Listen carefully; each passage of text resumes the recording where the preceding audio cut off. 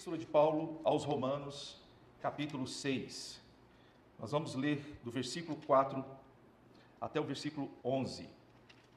Romanos, capítulo 6, versículo 4 até o versículo 11. Fomos sepultados com ele na morte pelo batismo, para que, como Cristo foi ressuscitado dentre os mortos pela glória do Pai, assim também nós andemos em novidade de vida. Em outra versão está, andemos em nova vida, ou vida nova. Porque se fomos unidos com ele na semelhança da sua morte, certamente o seremos também na semelhança da sua ressurreição.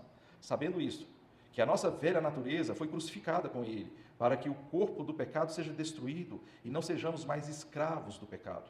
Pois quem morreu está justificado do pecado.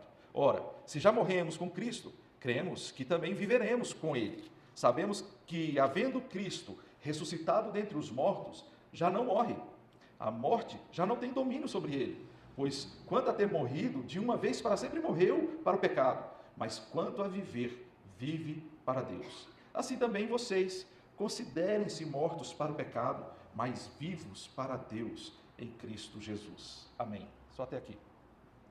Certamente, queridos, em 1517, 31 de outubro, Martinho Lutero, quando expôs as suas 95 teses, ele deu um novo rumo para a Igreja de Jesus Cristo na face da terra. A Igreja do Senhor foi tremendamente abençoada por este instrumento levantado pelo Espírito Santo. Ali, naquele primeiro momento, ele não queria romper com a igreja dominante de sua época. No primeiro momento, ele queria fazer uma reforma, as coisas erradas, os comportamentos que não estavam de acordo com a palavra de Deus, as coisas que verdadeiramente eram incompatíveis com a graça do nosso Senhor Jesus Cristo e com o Evangelho de Jesus Cristo. Mas isso não foi possível, então o rompimento foi necessário. Nasceu, portanto, a Reforma Protestante, que nós, dia 31, vamos comemorar 507 anos dessa Reforma Protestante. E isso trouxe uma condição, uma oportunidade de nós vivermos uma nova vida. E eu quero trazer sobre esse texto, primeiramente, essa perspectiva de nova vida. O que é essa nova vida em Cristo Jesus? Se não é aquele evangelho que antes estava corrompendo a mensagem que Jesus Cristo deixou com os seus discípulos e que foi pregada, proclamada no decorrer de séculos e séculos, mas com o tempo ela foi adquirindo adereços humanos que trouxeram uma certa cortina sobre o evangelho verdadeiro de Jesus Cristo. Agora, com a Reforma Protestante, nós temos a oportunidade de descortinar tudo isso e termos acesso à Palavra de Deus, que vem trazendo aos nossos corações a realidade das Escrituras. E aqui nos diz que nós andamos em novidade de vida. Tanto que um dos lemas da Reforma Protestante é a Igreja Reformada sempre se reformando. A Igreja Reformada numa dinâmica de caminhada de nova vida, de novidade de vida, de sempre estar se reinventando, não no sentido de um novo Evangelho, mas tirando os traços que a cultura por vezes tenta impregnar nesta caminhada e fazendo com que o genuíno leite espiritual do Evangelho seja ministrado em nossas vidas e por meio de nossas vidas, e nos alimentemos cada vez mais profundamente das verdades deste Evangelho. Isso é caminhar em nova vida.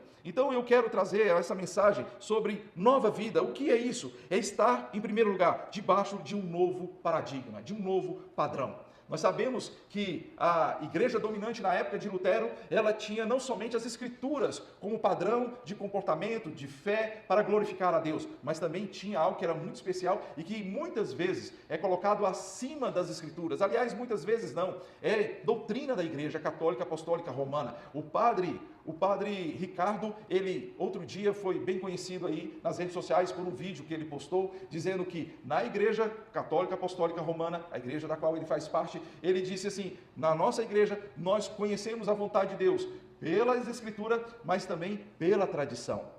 E a tradição está acima das Escrituras. Por isso as encíclicas papais são tão importantes. Por isso a palavra do Papa é tão importante para eles. Porque a tradição, ela está acima das Escrituras. Daí, a nova vida resgatada pela Reforma Protestante foi trazer um novo paradigma. O sola Escritura. Somente as Escrituras. As Escrituras, elas revelam a graça de Deus. Elas revelam a salvação em Cristo Jesus. Elas revelam aquilo que nós precisamos para nos aproximarmos de Deus. Eu sou o caminho, a verdade e a vida. vida, disse Jesus Cristo em João 14:6. Portanto, é juntamente com esse escopo de livros aqui organizados, que representam a palavra de Deus, 66 livros, 39 do Antigo Testamento, 27 do Novo Testamento, de Gênesis a Apocalipse, que constitui toda a palavra de Deus para nossas vidas. E a palavra de Deus, segundo o apóstolo Paulo a Timóteo, diz que ela é fiel e digna de toda aceitação. A palavra de Deus é viva e eficaz, conforme o autor aos Hebreus. A palavra de Deus,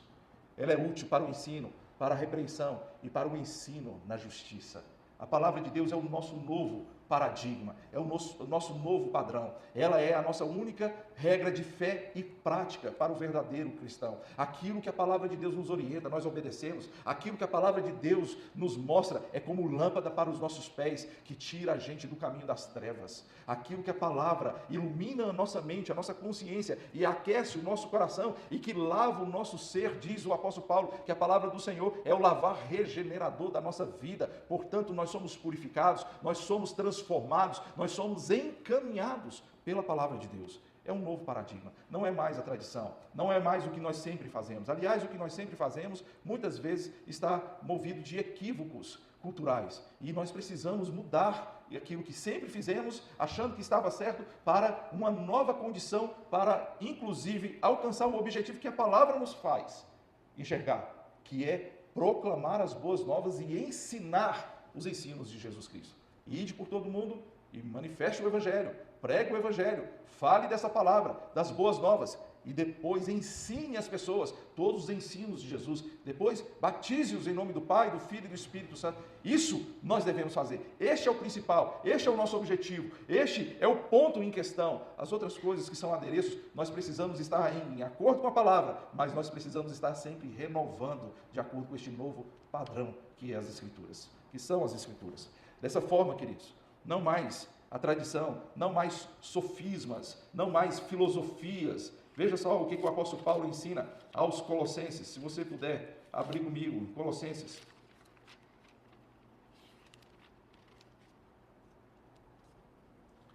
Colossenses capítulo 2, versículo 6. Portanto, assim como vocês receberam Cristo Jesus, o Senhor, continuem a viver nele, estando enraizados e edificados nele, confirmados na fé, como foi o quê? Ensinados. Ensinados. As pessoas eram ensinadas mediante este novo padrão, que naquela época era o único padrão.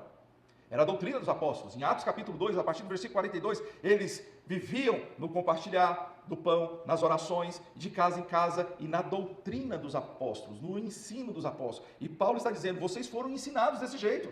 Vocês foram ensinados pelas Escrituras. Então, cresçam em ações de graça, sendo enraizados, edificados, confirmados na fé nesses ensinos que vocês receberam. E aí ele lança uma advertência no versículo 8. Tenham cuidado para que ninguém venha a enredá-los com sua filosofia e vãs sutilezas, conforme a tradição dos homens, conforme os rudimentos do mundo, e não segundo Cristo, que está aqui na sua palavra. Por que a palavra de Deus? Porque a palavra de Deus é ela que tem esse objetivo de nos apresentar Cristo. Observe o Evangelho de João, que ele escreve de maneira magistral. Vamos lá, capítulo 21. Melhor, capítulo 20, versículo 30. Olha só o que diz, capítulo 20, versículo 30. Na verdade, Jesus fez diante dos seus discípulos muitos outros sinais que não estão escritos neste livro. Estes, porém, foram registrados para que vocês creiam que Jesus é o Cristo, Filho de Deus, e para que, crendo, tenham vida em seu nome. O novo paradigma, o novo modelo, o novo que vem, o novo padrão sobre nossas vidas, são as Escrituras para nós nos achegarmos a Jesus. Isso nos leva ao segundo ponto da minha mensagem nessa noite. Nova vida é viver debaixo de um novo paradigma, a saber, as Escrituras. Nova vida é viver debaixo de um novo Senhor. Um novo Senhor. Nós sabemos que antes nós éramos filhos da ira, nós sabemos que antes nós andávamos em trevas, nós sabemos que antes nós andávamos debaixo de um outro senhorio, a saber, o pecado. Portanto, quando Jesus Cristo nos faz nascer da água e do Espírito, produzindo em nós um novo nascimento, isso se chama regeneração, produzindo pela fé nele. Ele não somente nos dá a vida, mas ele vem infundindo em nossas vidas, depois que Ele nos regenera, com a sua graça inefável, fé, para nós correspondermos ao seu chamado. Então Ele dá uma nova vida, Ele coloca fé em nossos corações e nos chama, e isso nos capacita a chamarmos, a respondermos o chamado de Deus, o chamado de Jesus Cristo, deixando para trás aquele império das trevas, aquele lugar de morte, aquele lugar onde reinava o nosso Senhor antigo, que é o pecado, e que muitas vezes esse pecado fica tentando nos assediar novamente para requerer aquilo que era a propriedade dele. Nós agora, com nova vida em nossos corações, em nossa caminhada, vivemos debaixo de um novo paradigma nas Escrituras e vivemos debaixo de um novo Senhor, Jesus Cristo, o Senhor e Salvador. Abra sua Bíblia, por favor, em Efésios capítulo 1. Efésios capítulo 1. Olha só o que diz o texto, a partir do versículo 20. Ele exerceu este poder em Cristo, ressuscitando, ele quem? O Pai, exerceu poder em Cristo Jesus, que jeito? Ressuscitando dentre os mortos, fazendo assentar à sua direita nas regiões celestiais, acima de todo principado, potestade, poder, domínio e de todo nome que se possa mencionar, não só no presente século, naquela ocasião, naquele momento em que os discípulos viram Jesus ressurreto, não somente naquele momento que Jesus pisou nessa terra, como nós hoje pisamos, mas também no tempo vindouro, no século vindouro, ou seja, nos dias de hoje. Então toda essa autoridade também está no tempo de hoje para nossas vidas, e sujeitou todas as coisas debaixo dos seus pés, dos pés de Cristo, para ser o cabeça sobre todas as coisas. Só até aqui por enquanto. Perceba a majestade de Jesus. Se você der uma avançada aí no seu texto bíblico, chegar em Colossenses capítulo 1, a partir do versículo 13, nós vamos observar como esse Jesus é excelente, é poderoso, é supremo acima de todas as coisas. Ele nos libertou do poder das trevas e nos transportou para o reino do seu Filho amado, em quem temos a redenção, a remissão dos pecados. Ele é a imagem do Deus invisível, primogênito de toda a criação, pois nele foram criadas todas as coisas no céu e sobre a terra, as visíveis, as invisíveis, sejam tronos, soberanias, quer principados, quer potestades, tudo foi criado por meio dele e para ele. Ele é antes de todas as coisas, nele tudo subsiste. Ele é a cabeça do corpo que é a igreja. Ele é o princípio, o primogênito dentre os mortos, para ter a primazia em todas as coisas, porque Deus achou por bem que nele residisse toda a plenitude, e que, havendo feito a paz pelo sangue da sua cruz, por meio dele reconciliasse consigo mesmo todas as coisas, quer sobre a terra, quer nos céus. E vocês que no passado eram estranhos e inimigos no entendimento pelas obras más que praticavam, agora, porém, ele os reconciliou no corpo da sua carne, mediante a sua morte, para apresentá-los diante dele santos, inculpáveis e irrepreensíveis. Nós temos um novo Senhor, Jesus Cristo, o vitorioso, o supremo, o excelso, o magnífico, o excelente, Rei dos reis, Senhor dos senhores. Sabe, queridos, quando ele disse em Mateus 28, 18, toda autoridade me foi dada no céu e na terra, Jesus estava fazendo uma afirmação poderosa, porque ele estava no Império Romano. Quem tinha autoridade era o imperador.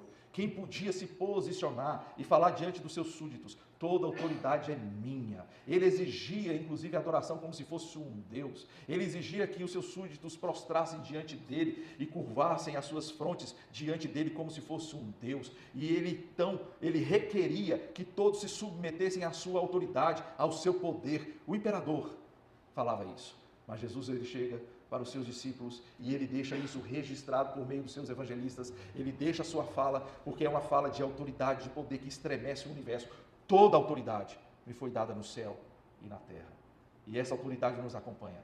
Essa autoridade também está conosco para fazermos a obra dele, para fazermos a vontade dele, para nós cumprirmos aquilo que ele deu início na terra, ele inaugurando o seu reino, e nós estendendo as estacas de suas tendas, nós fazendo a vontade de Deus, debaixo desse Senhor, que é general, que é o Senhor dos exércitos, que é o Todo-Poderoso, que nunca nos desampara, que é sempre fortaleza e escudo nosso, este Deus que é o nosso bom pastor, este Deus que sempre está conosco, é um Deus presente, esse é o nosso Salvador. Nova vida é estar debaixo do senhorio, não é estar debaixo mais das minhas vontades, não é estar debaixo mais dos meus próprios pensamentos e articulações racionais, não é estar debaixo mais do que eu penso e do que eu quero, é estar debaixo daquilo que Jesus Cristo quer que façamos.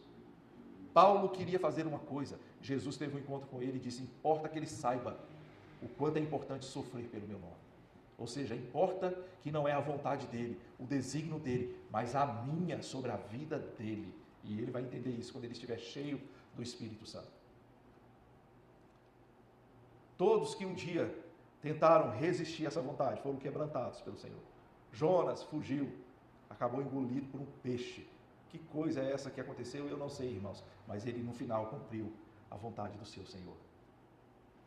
Todos acabam tendo um encontro com o Eterno de uma maneira extraordinária, para, no fim, cumprir a vontade do seu Senhor. Moisés, eu não sei falar, Arão fala por você. Eu não sei seu nome, eu revelo meu nome para você. Eu não tenho poder, eu dou poder para você. Pega essa varinha aí, joga no chão, vira uma cobra. Pega a cobra, vira uma varinha. Coloca a mão no seu coração, tá tomada de lepra. Coloca de novo no coração, tira toda a lepra. É o Senhor que faz isso. Porque Ele quer que nós estejamos debaixo de um novo senhorio, a saber, aquele que nos salvou do império das trevas e nos transportou para o reino do seu Filho, amado Jesus Cristo. Aleluia por isso. Em terceiro lugar, nós temos também uma nova família. Eu quero voltar lá, exatamente, em Efésios, capítulo 1. Lembra que eu disse que a gente ia parar por aqui? Para ser o cabeça de todas as coisas, no versículo 22, no finalzinho. Sobre todas as coisas. E fez o quê? Ele deu a quem? A igreja, a qual é o seu corpo, a plenitude daquele que a tudo enche todas as coisas. Meus queridos, toda aquela autoridade, sobre o principado, potestade, toda aquela excelência, tudo aquilo que o Senhor conquistou, o poder, domínio e de todo o nome que está sobre todo o nome, não só no presente século, naquela época, mas também no tempo vindouro, nos dias de hoje. Ele deu, ele transferiu isso para a igreja, não para seu bel prazer, mas para fazer a sua obra. E isso se chama estar debaixo de uma nova família, de estar debaixo de um novo corpo, o corpo de Cristo. Se antes nós estávamos debaixo de uma família que era intitulada como filhos da ira, nós agora estamos debaixo daquele que nos intitula como família de Deus. Observe aí capítulo 2 de Efésios mesmo, versículo 11 em diante. Aliás, versículo 17, por favor. Versículo 17. E quando veio Cristo, evangelizou paz a vocês que estavam longe e também paz aos que estavam perto. Porque por meio dele ambos temos acesso a quem? Ao Pai. Em como? Como? Em um só Espírito. Assim vocês não são mais estrangeiros e peregrinos. Não, vocês são concidadãos dos santos e membros da família de Deus, edificados sobre o fundamento dos apóstolos e profetas. Olha o novo paradigma aí, sendo ele mesmo Cristo Jesus a pedra angular. Olha o novo senhorio aí, nele todo edifício bem ajustado cresce para ser um santuário dedicado ao Senhor. Nele também vocês estão sendo edificados junto com os outros para serem morada de Deus no Espírito. Olha a nova família aí, família de Deus. Um novo paradigma, um novo senhorio e uma nova família para nós vivermos. Para nós vivermos com os dons que o Senhor ministra sobre nossas vidas e edificarmos uns aos outros para que cresçamos na graça do Evangelho de Jesus Cristo até que alcancemos a plena varonilidade dele, que é nosso Senhor, que é perfeito. E isso ele já nos deu, queridos. Isso ele já disponibilizou para nós. Precisamos tomar consciência e orarmos para a plenitude do Espírito Santo em nossas vidas. É certo que na igreja reformada sempre tem aquela discussão em contraposição à igreja de uma teologia mais pentecostal, onde considera o batismo do Espírito Santo como uma segunda onda sobre o cristão. E a igreja reformada considera o batismo do Espírito Santo como aquele momento em que nós somos nascidos de novo, selados por Cristo Jesus e pelo Espírito Santo para sermos dele. Este é o batismo. E depois disso vem os enchimentos do Espírito Santo, que é uma vida consagrada, uma vida dedicada, uma vida piedosa, uma vida que busca a Deus para ser cheio do Espírito Santo. Bom, eu não vou entrar na discussão teológica disso. O fato é o seguinte: o fato que é possível nós vivermos uma vida sem o enchimento do Espírito Santo, e isso desagrada a Deus, isso apaga o Espírito no nosso coração. Mas ao contrário disso, quando nós estamos na família de Deus, quando nós estamos conscientes deste poder, dessa autoridade que Ele deu à igreja para fazer a sua vontade, nós buscamos os dons que estão disponíveis sobre a igreja para edificar o seu corpo e para fazer o seu nome engrandecido, inclusive suportando as aflições. Eu gosto muito de um texto do apóstolo Paulo, está em Colossenses, de novo, vamos lá para Colossenses. A gente fica aqui, Romanos, Efésios, Colossenses, mas lá em Colossenses de novo, eu gosto deste texto aqui, porque é um texto que mostra essa perspectiva de dar continuidade à obra de Deus, em todos os aspectos. Olha só o que ele fala no versículo 24. Agora me alegro dos meus sofrimentos por vocês, e preencho o que resta, o quê? Das aflições de Cristo na minha carne, a favor do seu corpo, que é o quê? A igreja. Preenche as aflições de Cristo. Cristo morreu na cruz. Como que Paulo preenche? Parece ser presunçoso, não parece?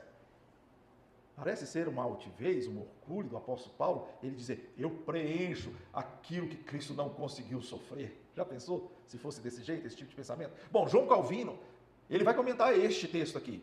E ele vai dizer que o que o apóstolo Paulo quis dizer é justamente a continuidade da obra de Jesus Cristo, inaugurada na cruz do Calvário e em sua ressurreição, transferindo poder para a igreja, para suportar os sofrimentos advindos da pregação do Evangelho, da proclamação do Evangelho, porque a proclamação do Evangelho é contracultural, é contra a ordem natural deste mundo que jaz no maligno, que tem o domínio do maligno e que milita contra a igreja do Senhor, mas eles não têm poder para o avanço da igreja, as portas do inferno não resistem ao avanço da igreja. Assim nós completamos aquilo que foi o início das aflições de Cristo, para nós fazermos o nome dele engrandecido nessa terra, conhecido entre todos os povos, línguas e nações, a fim de que todo olho veja, toda boca confesse, todo joelho se dobre ao senhorio de Jesus Cristo, o nosso Senhor. E isso ele deu a quem? A igreja. E presta atenção, porque se você quer viver uma dor extrema, é quando nós temos uma família amável, uma família que tem dons e talentos e vivemos longe dela. Isso dói. Dói o coração. Pensa viver longe dos seus filhos. Pensa viver longe dos pais. Pensa viver longe do cônjuge. Pensa viver longe daquele que você ama. Eu não estou falando de famílias disfuncionais, não, irmãos. Daquele que dá graças a Deus por ter ido embora. Vai com Deus. Estou falando de família disfuncional. Estou falando de família harmoniosa. Família que impera a graça de Deus. Família que representa a promessa de Deus, de Isaías 61, versículo 9, que todos reconhecem como família bendita do Senhor. E dói. Agora preste atenção, porque a transposição é igualmente legítima. Pense na igreja, que tem o sangue do Cordeiro, remindo o pecado. Pense na igreja, que todas as nossas mazelas são resolvidas por aquele que teve poder para na cruz do Calvário verter o seu sangue e dar o perdão dos nossos pecados. Pense na igreja, que coloca o Espírito Santo como uma argamassa, uma amálgama, para nós estarmos juntos, tirando as nossas diferenças, sendo edificados em Cristo Jesus, construindo o edifício para a morada de Deus. Foi o que o Paulo disse em Efésios, para nós sermos morada de Deus, habitarmos com a plenitude do Senhor em nossas vidas. Pense nisso. E o Senhor colocando a vitória em nossas vidas, a vitória porque nós avançamos e as portas do inferno não prevalecem, porque aquele que tem as chaves de Davi, ele está no meio dessa igreja, e ele fala, a porta que eu abro, ninguém fecha, a porta que eu fecho, ninguém abre. E quando você está fora dessa igreja, você sofre todos aqueles ataques sozinho, vulnerável, desprotegido daquilo que é o corpo de Cristo. Percebeu? Você sofre. Não deixe de estar sobre essa nova família que Deus deu para nós e que se chama igreja, família de Deus. Uma nova vida é estar debaixo de um novo paradigma, de estar debaixo de um novo Senhor, Jesus Cristo, de estar debaixo de uma nova família, ou inserido nessa nova família. Mas também uma nova vida é estar vivendo um novo tempo. Um novo tempo. Um novo tempo que está em Romanos também, capítulo 6. Agora nós vamos voltar ao texto que nós lemos no início, um pouquinho mais à frente, versículos 20, eu já estou quase encerrando a minha mensagem.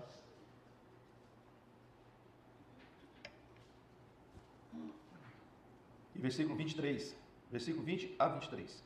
Porque quando vocês eram escravos do pecado, estavam livres em relação à justiça.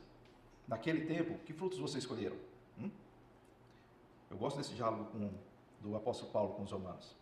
Vocês eram escravos do pecado, vocês lembram disso. E vocês achavam que estavam livres em relação à justiça. Porque é assim, todo mundo que não quer se submeter a Cristo, que não quer se submeter a Deus, ele usa de uma proposta de ser livre. Eu sou livre para não servir a Deus. Eu sou livre para fazer o que eu quiser, sem ter que dar conta das consequências das minhas ações. Aí o apóstolo Paulo, ele pega esse argumento helênico, esse argumento de que o homem, ele pode ser livre das consequências de tudo que ele faz, e ele joga justamente, vamos dizer assim, que quase na cara dos romanos. Naquele tempo, que frutos vocês escolheram? Somente as coisas de que agora vocês se envergonham. Porque ele já estava confrontando os romanos com tudo aquilo que a palavra de Deus vem e coloca como um espelho real, verdadeiro, desnudando a nossa alma, falando das nossas motivações, muitas delas egoístas, porque em Cristo Jesus todos nós somos egoístas, sem Cristo Jesus nós somos egoístas, e isso afeta diretamente a obra das nossas mãos, por melhor que elas sejam. Então, Paulo fala assim, vocês estão percebendo isso e vocês agora estão envergonhados. E se nós fizermos uma análise honesta da nossa consciência, nós vamos ver que quando nós estávamos sem Cristo, ou quando nós desobedecemos, ou quando nós nos afastamos das nossas obras, há muitas delas, nos envergonhamos delas. Trazem vergonha sobre nós. E ele continua, porque o fim delas é morte. Agora, porém, libertados do pecado, transformados em servos de Deus, o fruto que você escolhe é para a santificação. E o fim, neste caso, é a vida eterna. Porque o salário do pecado é o quê? A morte. Mas o dom gratuito de Deus é a vida eterna em Cristo Jesus, nosso Senhor. É um novo tempo. Um tempo de corresponder ao amor de Deus, à santidade de Deus, em que nós andamos agora não mais escravizados pelo pecado. O pecado, ele é uma presença na nossa vida, mas ele não é senhor da nossa vida mais. Pastor, se eu não sou escravo do pecado, por que eu ainda peco? Porque a presença dele nos influencia. E vez por outra, quando nós não estamos cheios do Espírito Santo, somos inclinados para essa presença maldita, maligna, que leva à morte, que leva à corrupção, à carne. Por isso Paulo fala para nós não satisfazermos os desejos da carne, porque a presença do pecado está influenciando essa carne.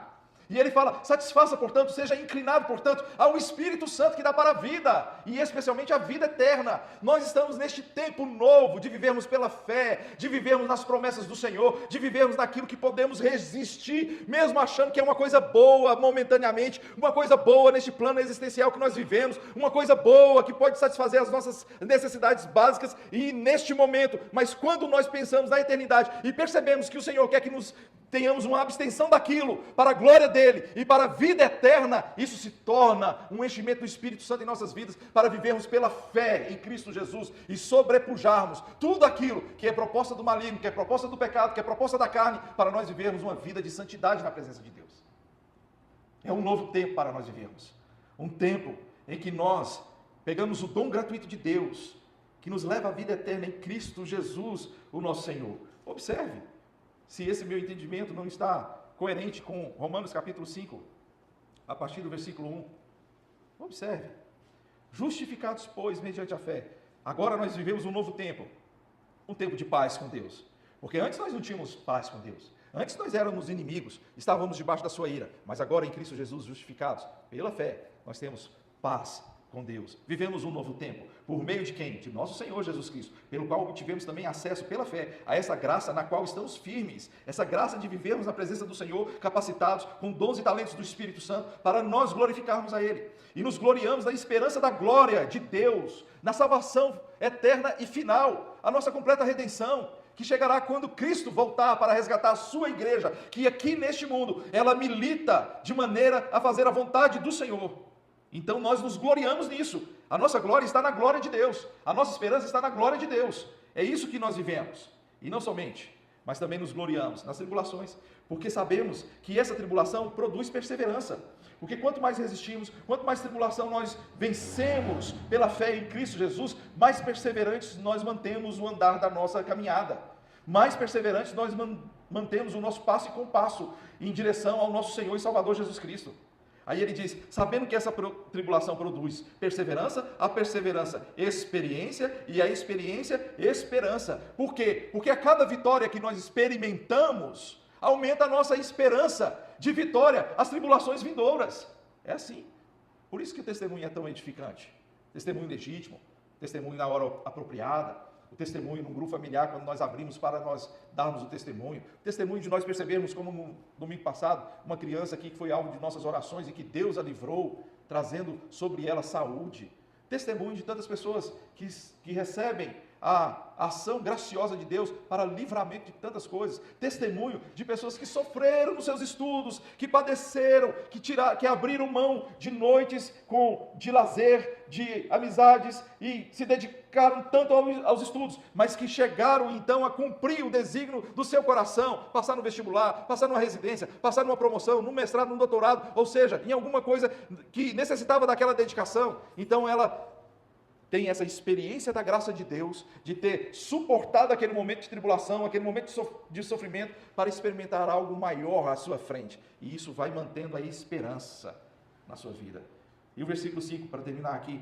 Ora, a esperança não nos deixa decepcionados. Por quê? Porque o amor de Deus é derramado em nosso coração, pelo Espírito Santo, que nos foi dado. Um novo tempo para nós vivermos. O Espírito Santo que nos foi dado, que derrama o amor de Deus, que nos capacita com dons e talentos para fazermos a obra dele. Nova vida. Sola Escritura, solos Cristos, somente o Senhor. Sola Fide, viver pela fé na família de Deus. E a perseverança dos santos, que é glória somente a Deus, porque o amor dele é derramado em nossos corações. Porque o Senhor abre o nosso entendimento e perseveramos e triunfamos sobre as tribulações e fazemos com que o nome dele seja glorificado em todo o tempo. E isso não nos deixa decepcionados, não nos deixa confusos. Por quê? Porque o amor de Deus é derramado em nossos corações. Nova vida. Nós temos a oportunidade de ter uma nova vida em Cristo Jesus. Uma nova vida direcionada pelo Espírito Santo. Uma nova vida debaixo de um novo paradigma, as Escrituras. Debaixo de um novo senhorio, o nosso Salvador. Por favor, baixe sua cabeça.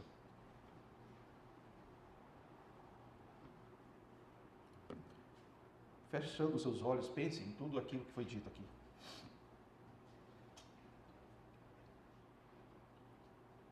Deixa o Senhor reverberar essa palavra na sua alma. Deixa o Senhor, com o Espírito Santo, suprir e superar todas as limitações do tempo, do espaço, da comunicação, do homem.